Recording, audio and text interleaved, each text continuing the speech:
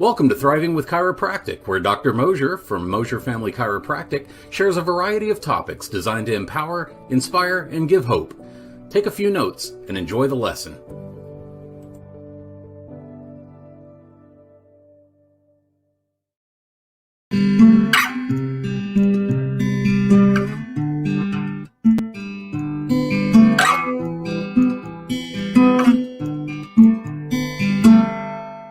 Oh my goodness, I'm live. Oh, wow. Hey folks, this is Dr. Mosier here, and I was just fiddling around on the guitar, and my camera is over here, not here, so I apologize about that. But today, we are going to talk about sleep and stress, and we're really diving into the adrenals, because the adrenals do so much for us. They produce the cortisol levels, the DHEA, sex hormones in our body. So we're going to dive deep into that. But before we dive into that, I want to know, and this is totally sidetrack from what we're talking about today, but hats. What kind of hats do you like? The reason why I'm asking is we have these really neat mesh hats, and I think I could really rock the pink.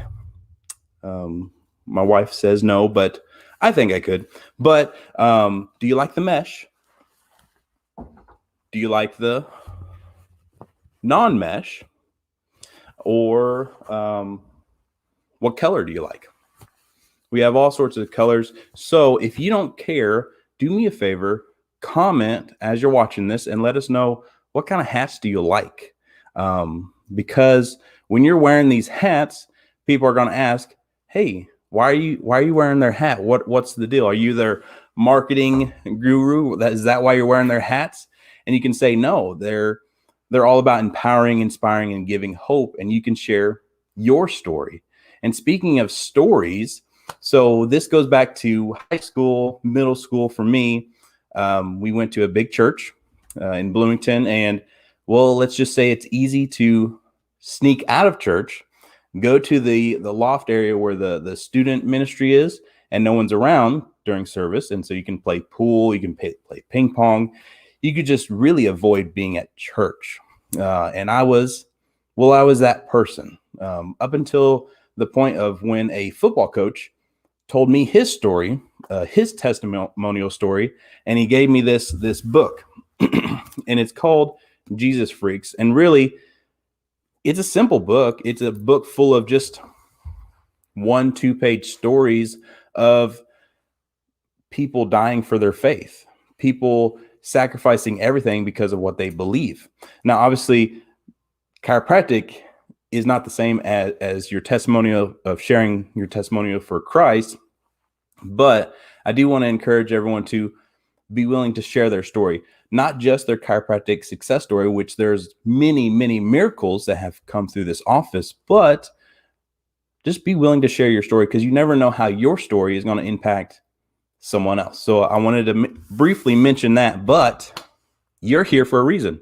You want to know more about the adrenals. So let's talk about that. And let me get to where you can see my PowerPoint. Perfect. Hopefully you can see that, but we're going to talk about sleep and stress. And there we go. So speaking of stress, and this is not a debate on what you think about the pandemic or anything like that, or the mask or no mask, or that's not anything to do with this. But when this pandemic happened, the level of stress rose. So there's a study out of the Kaiser Family Foundation, and they found that there's a federal emergency hotline for people with emotional distress, and it went up 1,000%. The number of people that texted or called was in the range of 20,000 people. And this is a substance abuse mental health service administration. So pretty scary. So this is a very relevant topic to be talking about, is stress, because I know I've dealt with stress in my past before as well. But let's talk about the hormones relating to stress. So the hypothalamus releases CRH. That's corticotropin releasing hormone. Bunch of fancy terms in this, but stay with me. So hypothalamus releases a hormone that then binds to the anterior pituitary gland, and that releases androcorticotropic hormone is released. So another hormone is released. So you got your hypothalamus to your pituitary gland to your adrenal gland, which the adrenal gland releases cortisol. And many of us know that cortisol is that quote unquote stress hormone. And so in response to stress, cortisol will be released for several hours after encountering the stressor. At a certain blood concentration of cortisol, this protection is quintessential, it's achieved, and the cortisol exerts negative feedback to the hypothalamic release of CRF and the pituitary release of ACTH. Bunch of fancy words. What it's meaning is you get stressed, your hypothalamus releases to the pituitary releases to the adrenals. Cortisol is released. Once the stress is over, there should be a healthy negative reflex saying, hey, stop the train, we're good. In a bad situation, that cortisol levels continue to rise, continue to go, and then you're looking at chronic stress. So we're going to dive into that a little bit more. So under conditions of normal exposure to cortisol, our tissues only experience fleeting glimpses of the alarm catecholamines and cortisol. With chronic stress, there is health consequences of stress. Restoring homeostasis to the HPA, hypothalamus pituitary adrenal axis, is the primary goal of integrative care. It's the primary goal of what we're talking about today. But so think about it this way. Cortisol is not a marathoner. It is a sprinter. It is a quick response, and then it needs to die back down. So the stress response and cortisol are intended to shunt cellular processes away from long-term metabolic processes and towards those that function primarily on immediate survival and homeostasis.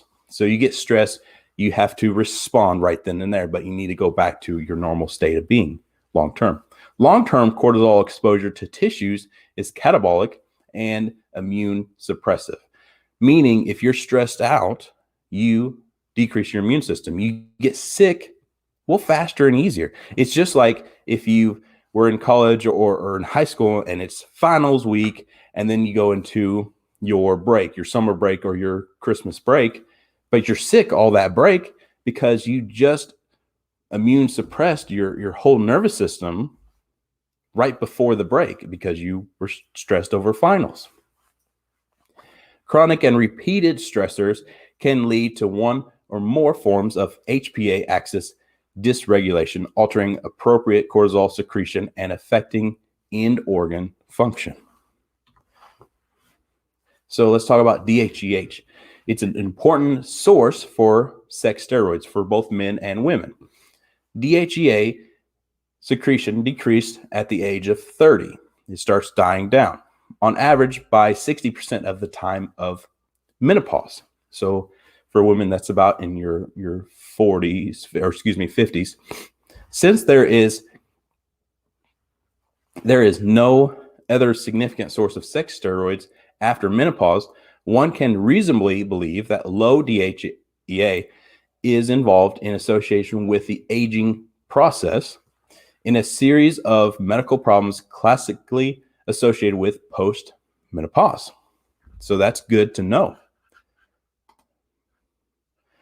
And then this is a big slide. So the big picture, I don't know if you've heard of Hans Selye, but he came out with the general adaptation syndrome. And stage 1 is arousal. So during the arousal stage of stress, your cortisol level and your DHEA increases with an episodic stressor.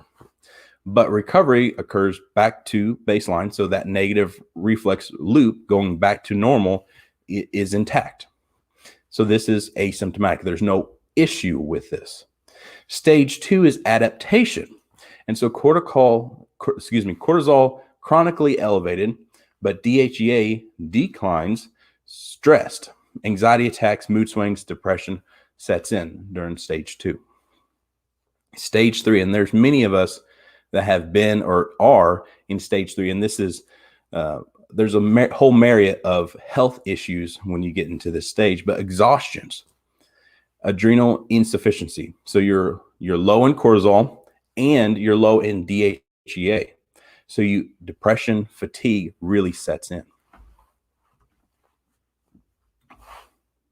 And I want to further explain this, and these next few slides are going to really explain what I'm talking about. So it's like blowing a fuse. If the energy demands on your body are more than they can meet, you blow a fuse, right? An energy crisis in your body, fatigue forces you to use less energy and reduce the risk of harm. So it's like a circuit breaker that does not help the home if you don't know how to reset it, or if you don't even know where it is or what it does in the first place. Just as you can't continue to spend money from your checking account without working to put it in. Asking your adrenal glands to continuously produce stress hormones without giving them the opportunity to rest and regenerate will lead to hormonal bankruptcy.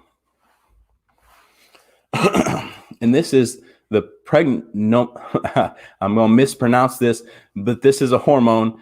So this hormone steal. Have you ever heard of the old item, rob Peter to pay Paul? When our bodies are working to maintain sufficient cortisol levels to help us deal with all of the chronic stressors, there comes a point where we will pull resources from other places. And this is what we're talking about, the steal. So sorry about that. Pregnenolone. There we go. I can't pronounce this word, and I apologize about that. But this hormone is a primary precursor to hormone for all of the steroid hormones, including cortisol, DHEA, progesterone, testosterone, estrogen, and more. As a result of the increased demand for cortisol, our bodies will shunt more of the precursor of this hormone down the pathway that results in more cortisol, leaving less starting material available to produce the other hormones.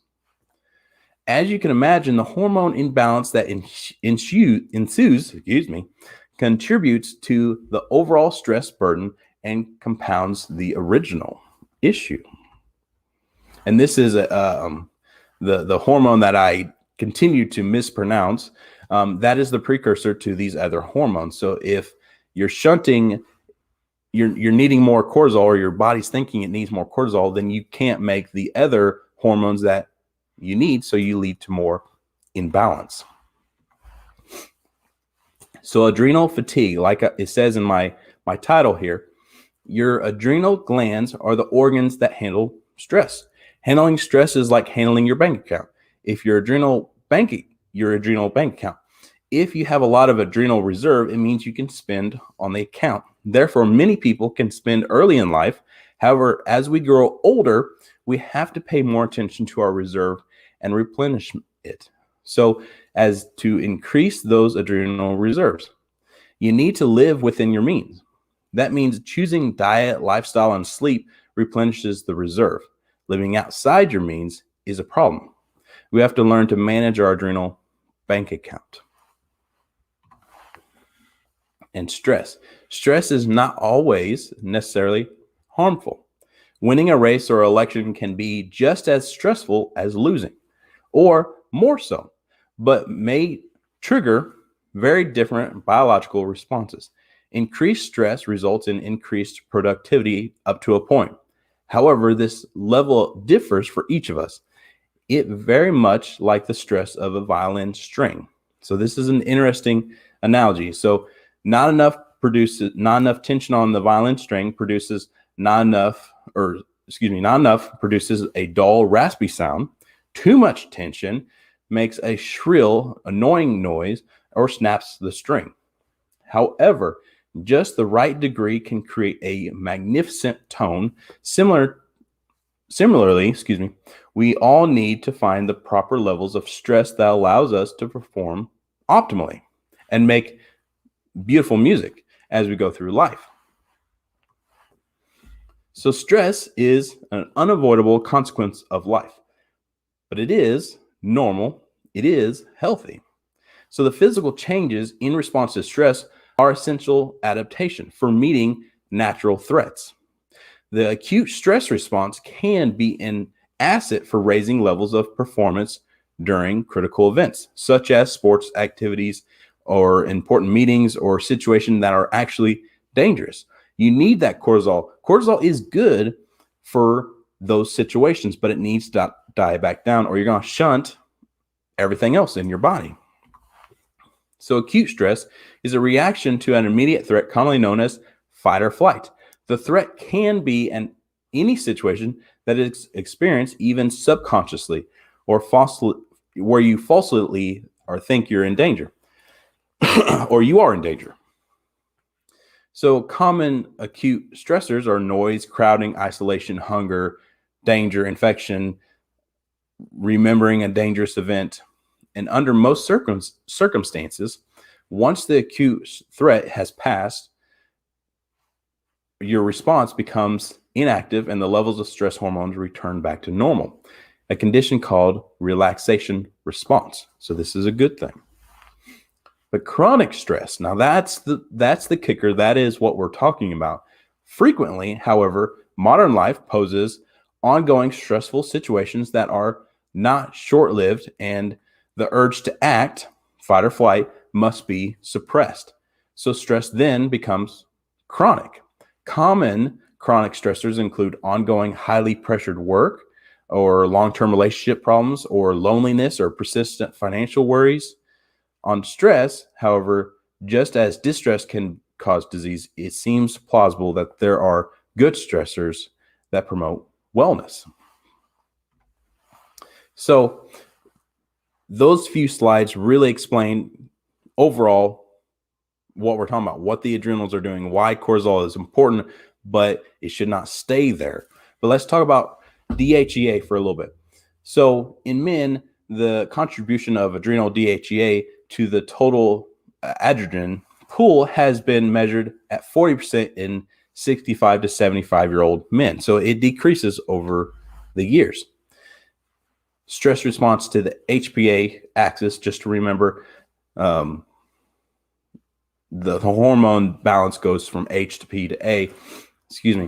Chronic stress causes sustained activation of the HPA axis, resulting in high cortisol initially and then long-term burnout, commonly known as adrenal fatigue.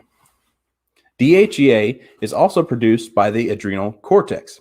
So exposure to the chronic stress and adrenal burnout leads to a substantial reduction in circulating levels of DHEA-S and DHEA, and further damaging the underlying metabolic processes. And so DHEA, I am not going to pronounce its full name. We're just going to use the DHEA lettering, but it's produced in the adrenal cortex as well as the cortisol. Secretion is affected by the pituitary secretion, and it prevents systemic inflammation. Protects the nervous system, particularly the hippocampus, from cortisol. Exposure to chronic stress leads to a substantial reduction in circulating levels of pregnenolone and DHEA-S and DHEA, and further damage to the underlying metabolic processes. Suboptimal levels of DHEA have been demonstrated in patients with numerous chronic diseases, including chronic inflammatory disease, so IBD or RA. Many of us know some folks with RA, rheumatoid arthritis, mood disorders, chronic pain syndromes like fibromyalgia, and CFS. And if you remember, CFS is chronic fatigue syndrome. That was our condition of the month earlier this month. So now you can really see how the sex hormones can lead to fatigue overall.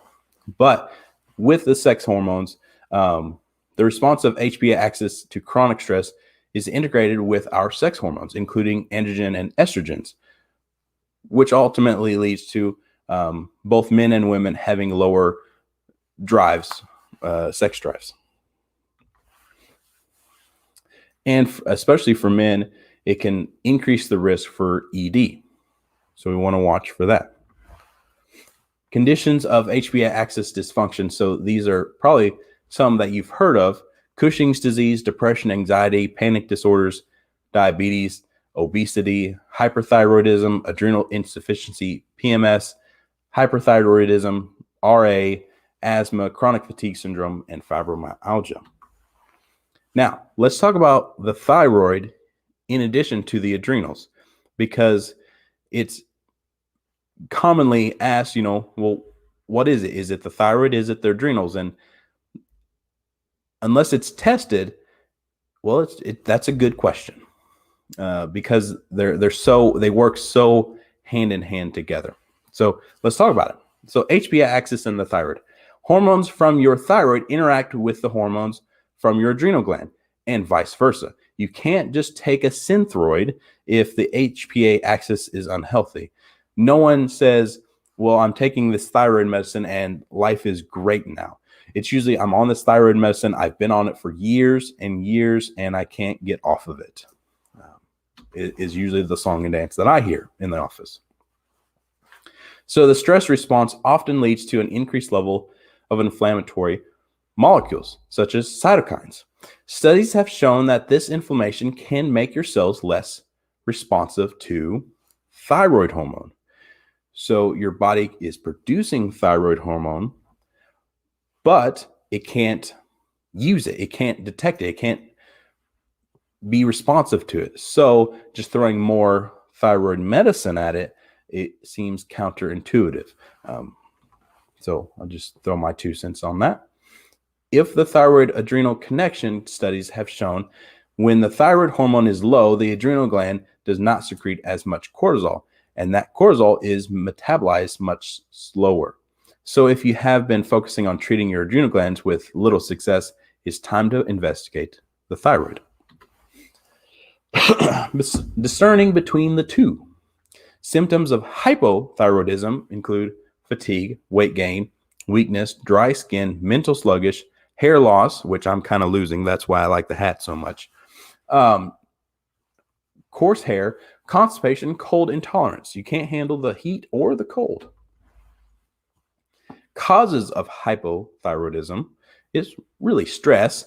Stress hormone can interfere with the thyroid gland and the thyroid hormones, which result in hypothyroidism. Stress hormones, through the inflammation, they can cause and can stop the brain from sending signals to the thyroid, can stop the conversion from T4 to T3, and can interfere with how the cells respond to T3. So once again, it's not a lack of your body not making the thyroid hormone. It's the conversion. It's the responsiveness to how your body can respond to it. Best recommendations is getting your adrenal glands and stress hormones evaluated if there's dysfunction, of course. And sleep. And this is kicking me in the tail as well, and I'll explain here in a minute. But eventually, partial acute stress or acute sleep loss delays the recovery of the HPA, negatively affecting the stress response with accelerated development of metabolic cognitive consequences. 50 to 70 million U.S. adults have a sleep disorder. Of 50% of children, I'm going to reread this stat. 50 to 70 million U.S. adults have a sleep disorder, period. 50% of children experience sleep disorders as well. Now, sleep disorders, and there's probably many of you that watching this are like, oh, I don't got sleep issues. I take a pill and I sleep great. Just not knocking the medical community, just stating these drugs that they produce, they have to put, FDA orders them to put a black box warning on these sleep aids because they are so addictive and they can be very dangerous. So why sleep? Why is sleep so important? Because dadgummit, I got things to do. I can't spend my time sleeping. But that's how your brain gets rid of this metabolic waste. Amyloid beta is a metabolic waste, and if that amyloid beta builds up, you're more likely to get Alzheimer's. And it also, if you get less than 6 hours of sleep, it can lead to obesity. And a 2015 study shows that as sleep decreased, the hunger hormone ghrelin increased, a negative impact on leptin, insulin, cortisol, and HGH. So I am going to point out my flaws.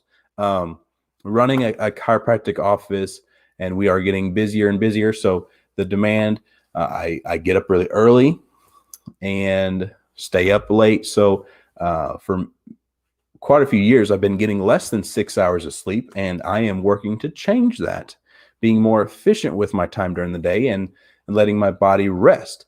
So if that's something you struggle with, I struggle with it too.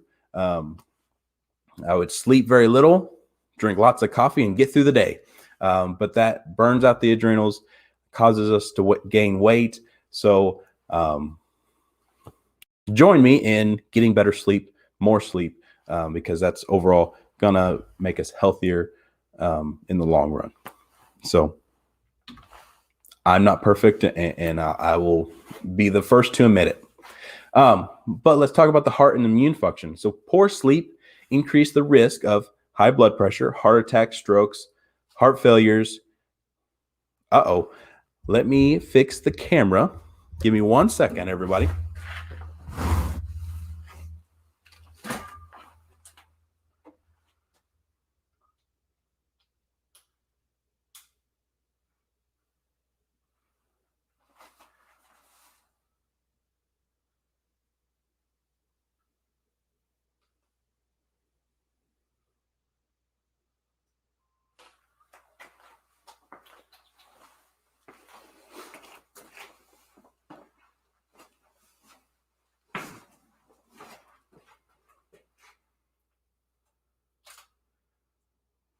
Aha!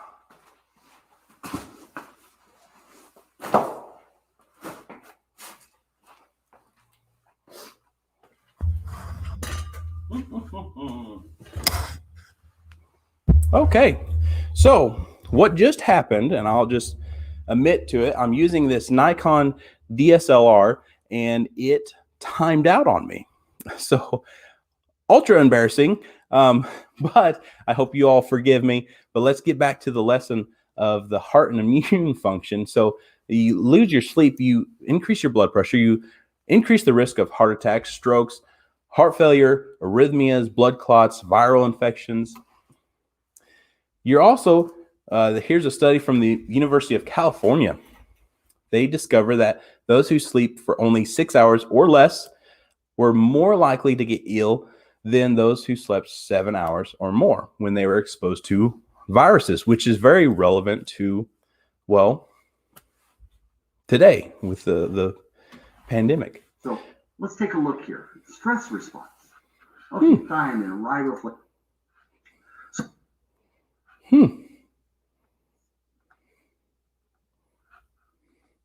There we go. Little technical difficulty, but we're back. So the stress and cortisol. So how this is tested, we're testing for the cortisols in the morning, the noontime, the evening, and the nighttime, because there is a normal rhythm to how your cortisol levels produce during the day. If they are high, then we have a vitamin.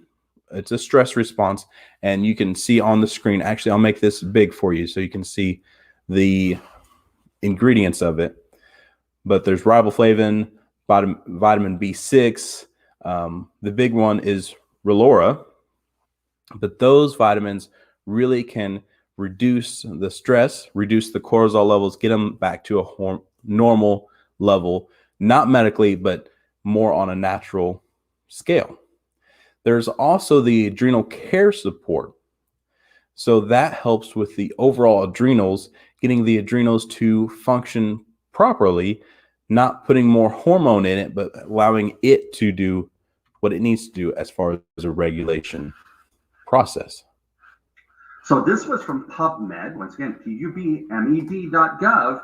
It's a free governmental site that your tax dollars are going for. And they actually... There we go.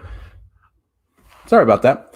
So this is Relora, and then we're going to move to...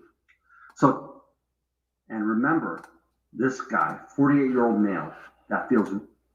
There we go. Okay. So the Adrenal Care Plus.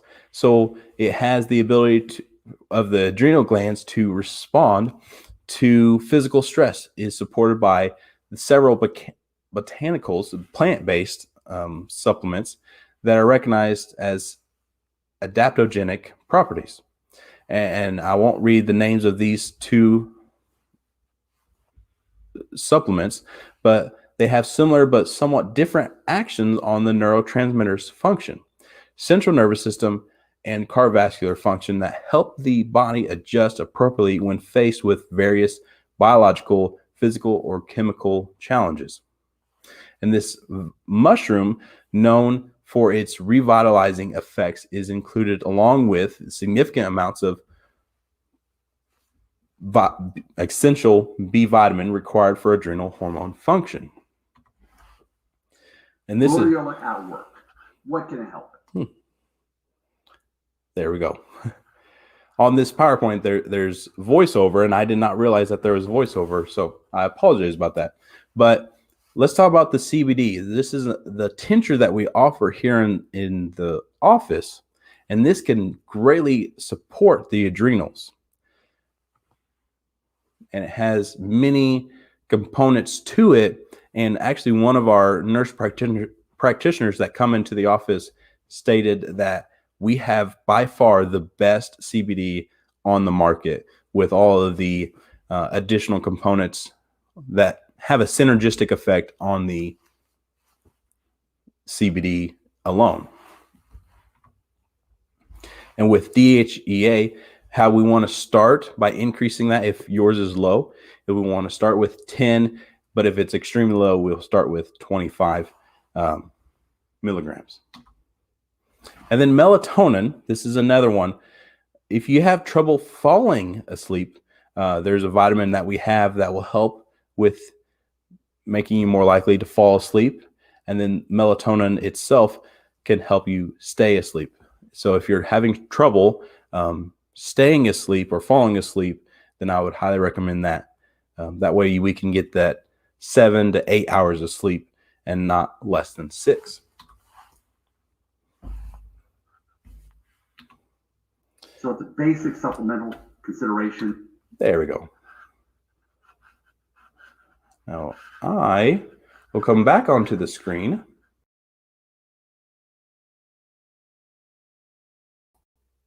Aha. So I am back. So I hope this was extremely helpful. I hope it was informative.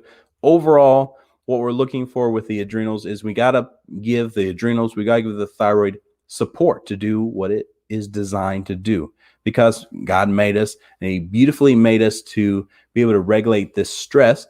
But if we're chronically stressed, which we shouldn't be, but many of us are, because life kind of kicks us in the teeth sometimes. So I hope it's helpful. And if you want to get your adrenals and your thyroid tested, let us know, and we'll dive into more of that conversation together. So have a blessed rest of your day. Have you ever wondered why we are so passionate about serving our community? It's because years ago, Ellen used to suffer with severe migraines, and we were actually told by the medical community that there's nothing they can do, that she was going to have to deal with this for the rest of her life. Luckily, we discovered chiropractic care, and it actually changed our lives. And she no longer has to deal with migraines anymore. I know what it's like to be pushed away by the medical community. I know what it's like, and I know the pain of the statement, you're going to have to deal with this for the rest of your life. Under this roof, you will be treated like family. Our purpose is to empower, inspire, and give hope to those who are broken, battered, and bruised. Because an empowered person can move mountains and make waves not only in their lives, but in the lives of those around them. We also don't want to just externally motivate you, but internally move you. Because we all have a story worth sharing. And then there's hope. Hope is a light. And for some of us, that light is looking pretty dim. Due to the condition that we're dealing with or whatever that we're dealing with, it leads to a diminishing light. But what we specialize in is finding the problem and fixing the problem. Because our vision is to be a lighthouse of hope, allowing our light to shine through. And no matter how busy it looks, we are like church. We can always squeeze one more in. Therefore, our mission is simple. It's one more. One more mom, one more dad, one more grandparent, one more child, one more life saved by chiropractic care. If you found value in this video, please comment and let us know your biggest takeaway. We also ask that you don't keep this information to yourself. We ask that you share it with your friends and family by simply clicking the share button below.